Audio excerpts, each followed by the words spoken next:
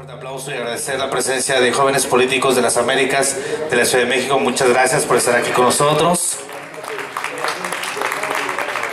Bien, de igual manera invitamos a que se acerquen y agradecer la presencia de Joyería Artesanal que se encuentra aquí con nosotros, de artesanos de Guerrero que están también ahí al fondo. De igual manera les invitamos a que se acerquen. Algo muy importante acerca de la energía atómica. Voy a invitar que se acerquen a platicar con el ingeniero Norberto Martínez, ya que él maneja un tema muy importante de la energía atómica para potenciar las propiedades del agua, de igual manera para potenciar el organismo del ser humano y eliminar muchas enfermedades y muchas cosas. Les invitamos a que se acerquen. El ingeniero está de este lado. Bien, y para continuar con el programa, vamos a invitar aquí a este estrado al licenciado Jacobo Espinosa Hilario, ya que él trae un tema muy importante, el plan hídrico regional y plantas de tratamiento. Fuerte el aplauso para recibir al licenciado Jacobo Espinosa Hilario.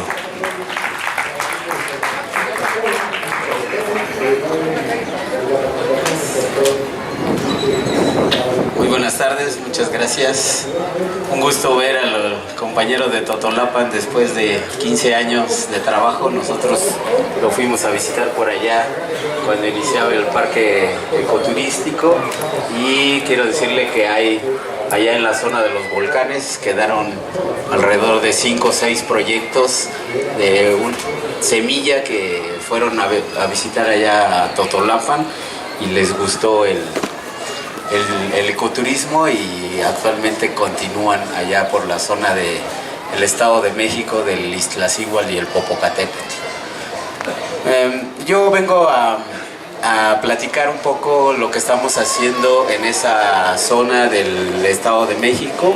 Somos como Comisión de Cuenca de los Ríos Ameca Meca y la compañía.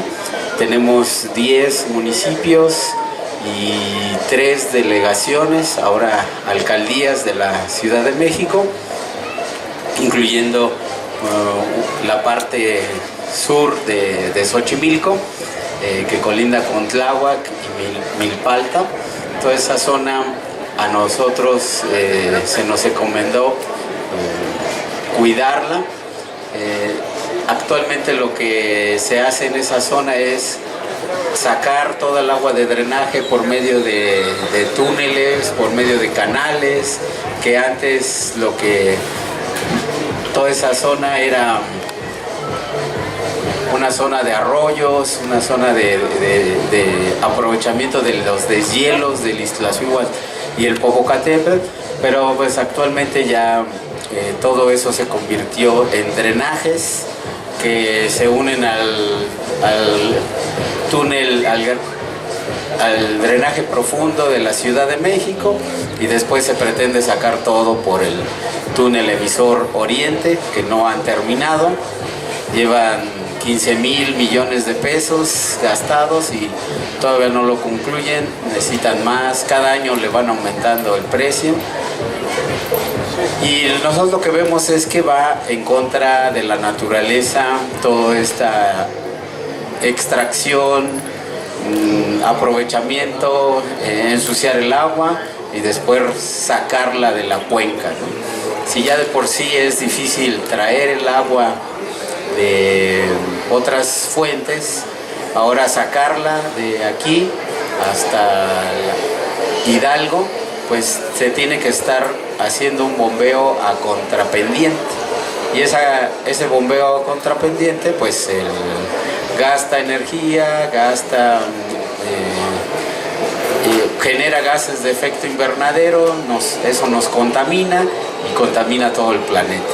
Desde la parte más baja, que es Tláhuac, hasta la zona más alta, que es la salida a Pachuca, se tiene que bombear el agua un kilómetro. O sea, hay bombas que lo zumben 6, 10 metros, avanza un tramo y luego otros 6, 10 metros, avanza otros kilómetros, y así se va hasta que 1 kilómetro de altura lo tiene que sacar. Entonces nosotros allá en la subcuenca de los ríos Amecameca, la Compañía y Lago Tlahuajico, lo que hicimos fue preguntarle a la gente cómo se manejaba antes, qué propuestas tenían para el manejo del agua en la región, cómo podríamos recuperar entre todos el agua. Entonces fue un periodo de 1 año y medio que junto con la Universidad Autónoma Metropolitana consultamos a las personas, a los ciudadanos, a los municipios, a las delegaciones, a los ejidatarios, incluso organizaciones cívicas, a pastoral social de la iglesia, a muchas personas que tenían interés. Y de ahí salió un plan hídrico. Primero nosotros hicimos como el diagnóstico ciudadano y después llegó el reconocimiento oficial por parte de la CONAGUA. Nosotros somos auxiliares de la CONAGUA, pero somos independientes y representamos principalmente a la ciudadanía. Y lo que hicimos nosotros fue agrupar a la ciudadanía en sectores.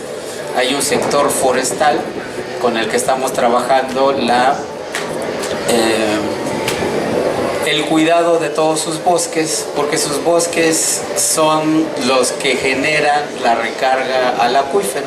Si nosotros quisiéramos recargar agua aquí en Xochimilco, en la Ciudad de México, no se puede por el tipo de suelo que existe. Como antes era un lago, quiere decir que el agua pues no se infiltraba, se quedaba por arriba formando el lago. La forma que hay que hacerla es en las montañas, en las partes altas, las zonas agrícolas, las zonas boscosas. Se necesita ahí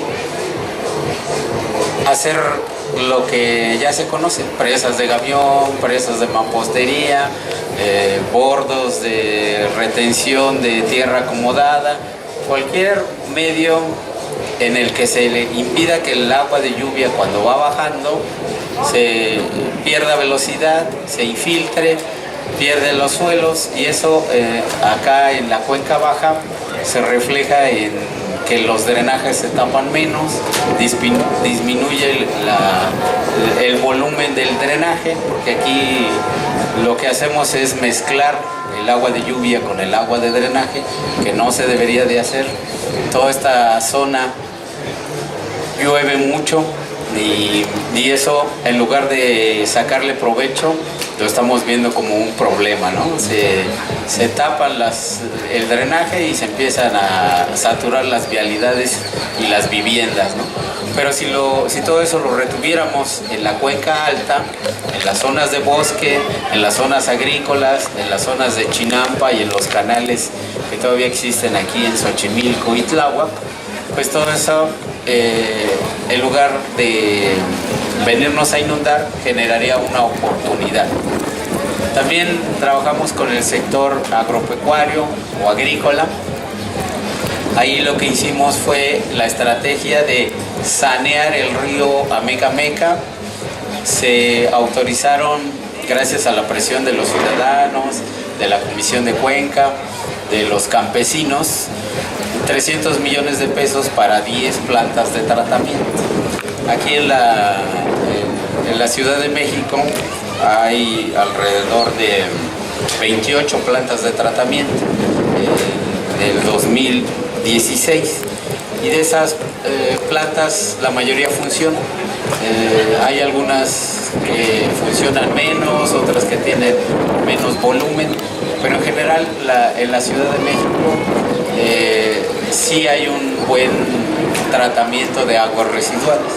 Si no hubiera un buen tratamiento, pues no existiría todos los canales de Xochimilco. Todos los canales de Xochimilco son agua tratada del Cerro de la Estrella. Entonces, si algo pasa allá en esa planta de tratamiento del Cerro de la Estrella, aquí empiezan a bajar los niveles de los canales, empiezan a morirse los peces y ajolotes que todavía existen, pero hay agua de sobra para tratar en el Cerro de la Estrella. El problema es traerla hasta acá y no solo abastece a Xochimilco, sino hasta Tláhuac, casi colindando con Chalco y Valle de Chalco. Hasta allá llega el agua tratada del Cerro de la Estrella. Y entonces lo que nosotros vimos que en el Estado de México era lo contrario. Las plantas de tratamiento no funcionan porque después de que las construyes se las dan a los municipios. Y aquí como en la Ciudad de México lo maneja el sistema de agua de la Ciudad de México, ahí sí hacen un buen tratamiento de las aguas. Entonces lo que estamos haciendo es, en el Estado de México, tratar de aumentar el volumen de las plantas de tratamiento para que haya más plantas y esas rieguen a toda la zona chinampera de Tláhuac y de Mixquic. Tláhuac, Mixquic son los mayores productores de hortaliza de toda la Ciudad de México, pero ellos nos dicen es que no nos llega suficiente agua tratada.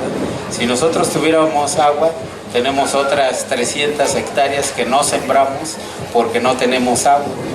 Entonces, bueno, aquí también hay una contradicción entre la Ciudad de México y el Estado de México. En la Ciudad de México, Xochimilco y Tláhuac y Milpalta tienen muchas plantas de tratamiento y pocas aguas residuales.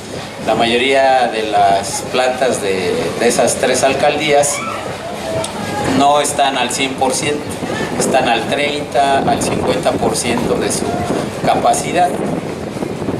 Y en el Estado de México sucede lo contrario. Como las plantas de tratamiento no funcionan, hay mucho agua residual que está contaminando a todas las colonias cuando se inundan. Y no hay... nosotros lo que estamos proponiendo es que haya más plantas de tratamiento y las pueda manejar tanto el Estado de México como los municipios.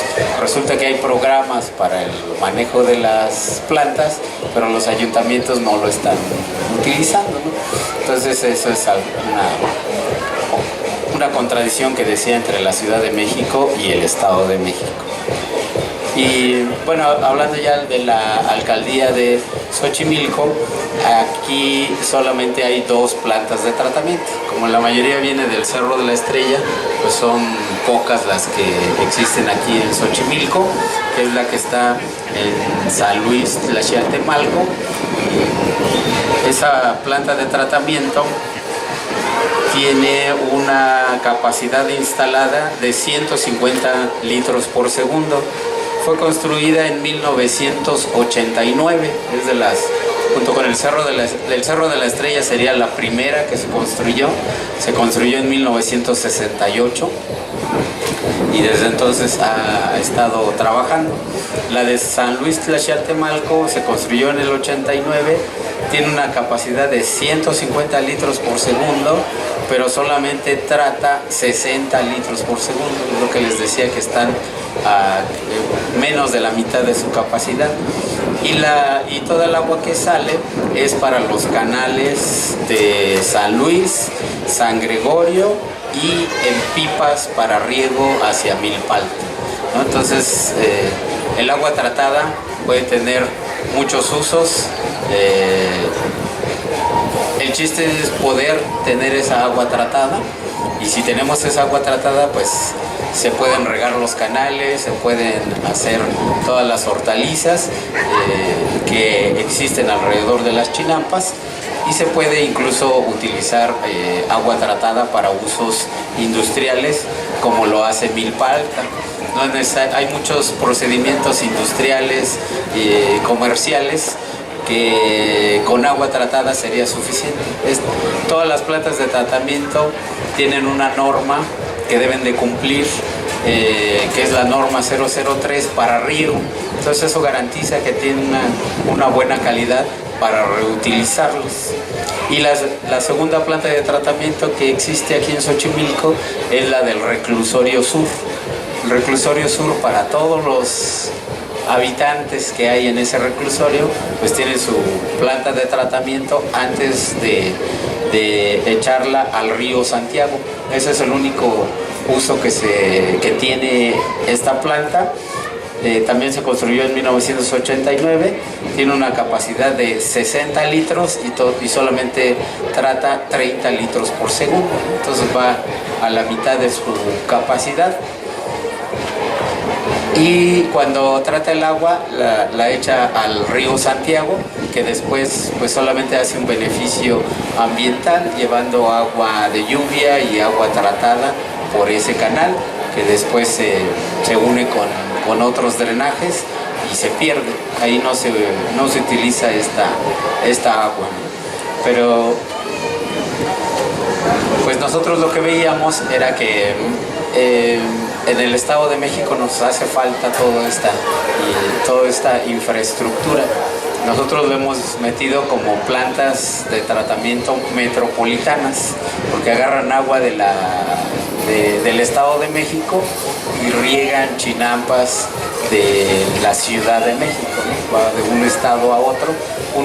Aquí en la Ciudad de México no hay tanta agua de drenaje, entonces agarremos la del Estado de México donde le sobra y llevémosla hacia la zona de Chinampa, que es donde se utiliza toda esa producción agrícola que puede aumentar si tuviéramos más agua tratada.